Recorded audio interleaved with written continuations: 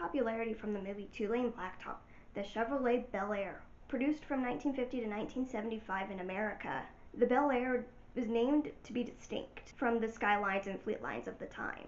The American Chevy Bel Air went through 7 different generations. The first generation ran from 1949 to 1954, was known for having a non-detachable hardtop roof.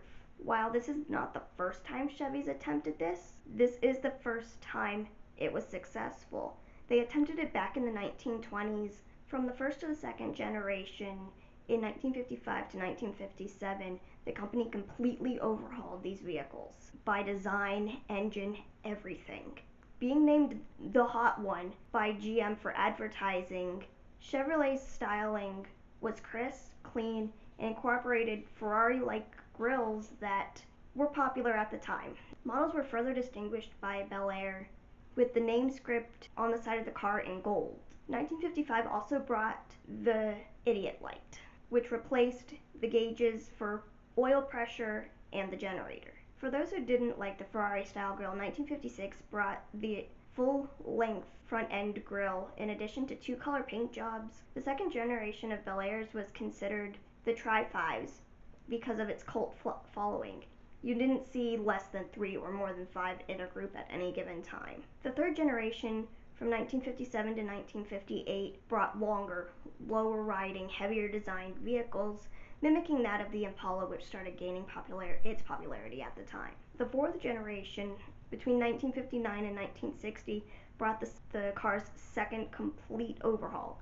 Looking nothing like its predecessors, front to the rear, the 1959 Chevys resembled nothing else on the road. From the headlight, which were placed as low as law could permit it, to the cat-eye taillights, the most visual new change was the flat wing-shaped fins on the back. The fourth generation also brought the slight decline in the love of the car.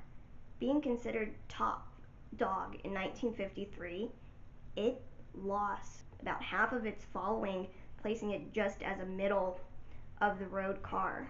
By the fifth generation, which starting in 1961 to 1964, the car had gotten more square, been turned into a 2-door wagon, then a 4-door wagon, and finally ending in a full-size square body style, continuing to emulate the Impala that was gaining more and more popularity at the time. The sixth generation, from 1965 to 1970, brought the third overhaul of the vehicle. Full-size Chevrolet was totally restyled. The new stamped grille had lower extensions to the bumper, which was slightly V'd. Curved window glass and round headlights mounted high on the back end were what set this car apart from the other Bel Airs in the past. A stainless steel belt and rocker molding identifying the signature look of the Bel Air.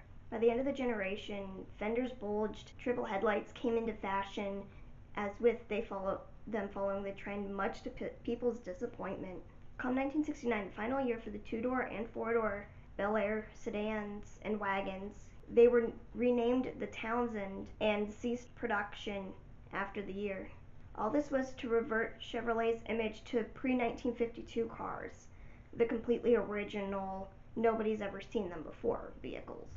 Despite all of its changes through this entire generation, it was named one of the top 4 best-selling cars in history.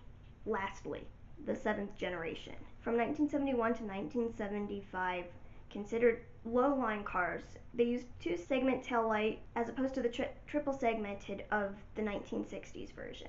Except in 1972, where straight across from Impalas to Caprices to Bel Airs, they all shared the same triple segmented headlights that were mounted on the rear bumper.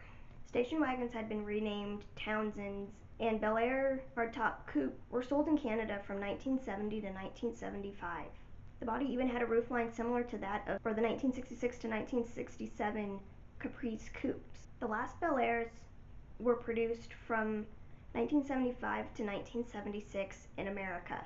A low-trimmed Impala S 4-door sedan was sold after that as a 1-year offering with less standard equipment than the regular Impala and functioned as a replacement for the Bel Air.